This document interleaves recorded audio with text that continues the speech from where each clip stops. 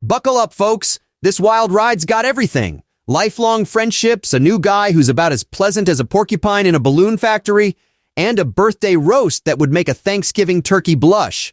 Trust me, you won't want to miss this.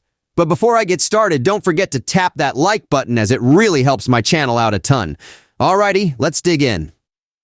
I have a small group of close friends, all males around the age of 25, that I hang out with almost every day. We've all known each other almost all our lives, and recently we got a new addition to our group, John. I never really liked John. He was rude, obnoxious, and would always talk like he knows everything. He was also incredibly pretentious. A friend of mine said Einstein once, and John interrupted him to say, "I have no idea who you are talking about. Do you mean the renowned scientist Albert Einstein?" I once put up a Snapchat story saying, "I love college football," and he replied to my story with, "It's called gridiron, you moron." I don't understand how, but my friends readily accepted him into our friend circle. On one night about 5 to 6 months ago, we had a little get-together and we were just drinking and having fun. John was kind of tipsy. We had some new girls show up, so I was kind of working my charm on them. They asked me what I did, and I went, "I'm a biomed engineer." I don't know why that triggered John so much, but he went on this hour-long tirade about how I'm just a drone in a rat race. He kept telling me about how I'm just like every other person and lacked creativity. He later passed out, but his little tirade became a running joke in our group. Every time I mentioned work or anything, John would start roasting me. He nicknamed me Drone and kept calling me that, even though I expressed multiple times that I don't like to be called a drone. He would keep telling me about how easy engineering is.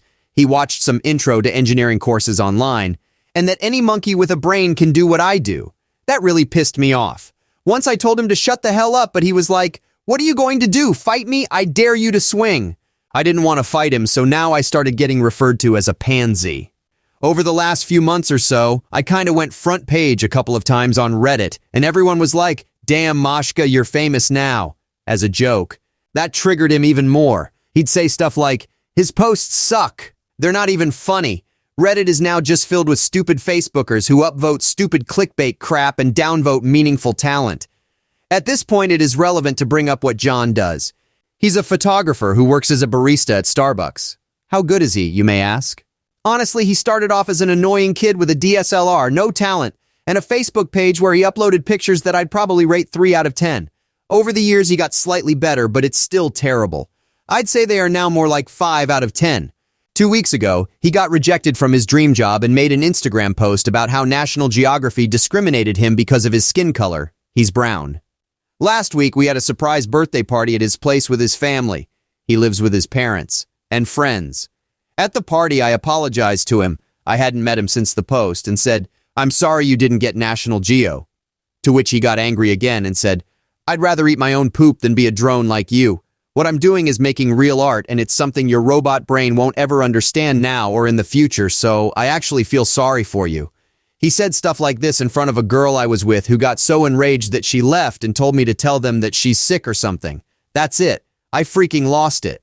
We were handing out mics to talk about our favorite memory with John, and I took that opportunity to say, "Well, John, your pictures freaking suck. No wonder Nat Geo rejected you. You're a 27-year-old barista with no college degree, mooching off your parents and taking worse pictures than any jackass with an iPhone camera. You're not going to amount to anything in life, so just..." I got cut off right there. His dad grabbed the mic and shoved me. John came charging at me, but everyone just held him back. The rest of the guys were like, "Get him out of here," and I got kicked out. No one has talked to me since the incident, and John blocked me from all social media. Our group chat has been pretty silent too. John also apparently made a roast post about me. I don't know if I should apologize to him or not. I know John is an a-hole, but am I the a-hole in this situation? Oh boy, where do we even begin with this one? So we've got our main man here dealing with the living embodiment of every internet troll, aka John, who's, quite frankly, about as pleasant as a root canal. Now, John's got this habit of being a human speed bump, doing his utmost to flatten the joy out of every situation with his pretentious know-it-all attitude. Seriously, correcting Einstein pronunciation. That's next-level snobbery, folks. Now, I get it. Dealing with a guy like John is like trying to play chess with a pigeon. No matter how good you are, the bird's just going to knock over the pieces, crap on the board, and strut around like it's victorious. And boy, did John strut. Our friend here, an accomplished biomed engineer, becomes the target of John's rants, being referred to as a drone and pansy and all sorts of degrading nicknames. You gotta admire his restraint, because let's be honest, we'd all love to give John a taste of his own medicine. Now, the irony of John's existence hits its peak when he blames his failed photography career on discrimination. A 5 out of 10 photographer, and that's being generous, blaming National Geo for discrimination, is like me blaming the Olympics because they won't let me run the 100-meter sprint. Newsflash, John, maybe you're just not that good. And then came the party. Our poor guy, trying to extend an olive branch, gets trashed by John in front of a girl, no less. Now, I'm not advocating for public roasts, but if there ever was a time and a place, this was it. Our guy lets loose on John, and let's be honest, we were all mentally cheering him on. The aftermath is pretty rough, with our guy getting booted from the party and the friend group going radio silent, but honestly, was he the a-hole? I'm thinking no. Sometimes the truth stings, and John had a double dose of reality served to him that night. Apologize?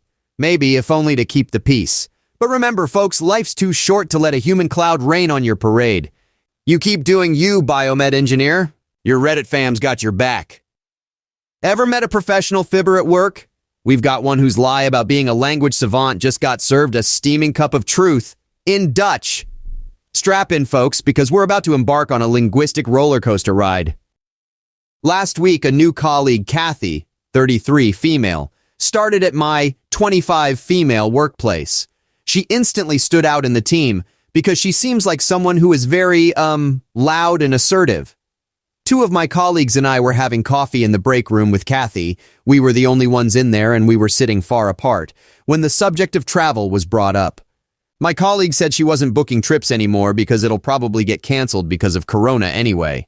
Kathy immediately cut in about how sad she is because she travels so often and she goes on these far exotic trips to Europe as her hobby.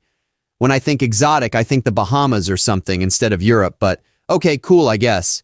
Kathy then jokes about how all this no-travel business is making her fear that she'll lose some of her foreign language skills. I asked what languages she spoke. She claimed to be fluent in 3 European languages, among which were French and Dutch. Kathy said she was at a native speaker level, and went on about how people in Europe were always surprised when they found out she wasn't from there. I was excited because I never get to speak Dutch over here. I was raised in Belgium, which has 3 national languages, French and Dutch, which are my mother tongues and the most commonly spoken there, and German. It's quite common to be pretty fluent in at least 2 out of the 3 languages in Belgium, because you're required to learn them at school, along with English, from a young age. I told Kathy, oh, fun, we have something in common then. In Dutch, of course. She immediately pulled this sour face and asked me if that was supposed to be Dutch. I said yes. She laughed awkwardly and said she couldn't understand because I have a terrible accent and must not be that good at speaking it. Now see, I don't have an accent. I speak Dutch more fluently than I speak English. I told Kathy that I grew up speaking Dutch and speak it to my family all the time. She got miffed and asked what languages I speak and where I'm from. I told her I'm from Belgium, so I also speak French, and I added, which you just said you speak as well. Cool, we can speak French instead. I acknowledged that I was a bit of a dick here because by that point I knew she probably lied about speaking French as well. She then shoved her chair back and angrily got up, said whatever, and stomped off. It was awkward. My other colleagues just kind of shrugged and said she shouldn't have lied. However, she later approached me and told me I embarrassed her by acting superior about my European heritage. I told her there was no way for me to know she'd lied about speaking those languages. She rolled her eyes and told me I was immature. A colleague told me that Kathy had called me a little B-word who enjoys bullying new colleagues behind my back later. I don't think I was a bully at all, but I don't want this to turn into a huge thing. Do I just apologize to keep the peace? Am I the a-hole here? Oh, what a tangled web we weave when first we practice to deceive, and then get called out in the company break room, am I right? So here's Kathy, strutting in like she's the United Nations official translator claiming fluency in Dutch, French, and what, Esperanto? And then, in a twist that would make M. Night Shyamalan blush, it turns out we have a bona fide Belgian in the house ready to chat up a storm in Kathy's alleged languages. What a linguistic plot twist. Okay, so Kathy got her feathers ruffled when your Dutch was apparently too Dutch for her to understand, which is like saying, your pizza is too Italian for me. Then she had the gall to accuse you of showing off your superior European heritage when she was the one trying to pass herself off as a linguistic Indiana Jones. The audacity. And let's not even start on the little B-word comment. I mean, who does she think she is? A high school mean girl? You just wanted to have a nice chat in your native tongue, not start World War III in the break room. So, are you the a-hole? I'd say no. She claimed to speak languages she obviously didn't, and got caught in her own lie. You were just trying to connect with a new colleague. Maybe next time she'll think twice before claiming to be the Rosetta Stone personified. As for apologizing, that's up to you, but I'd say Kathy might want to start practicing her sorry in Dutch and French. Thanks for watching till the end, and don't forget to like and subscribe for more of these ridiculous stories. Love you all, and stay safe out there in that crazy world. Much love. Peace.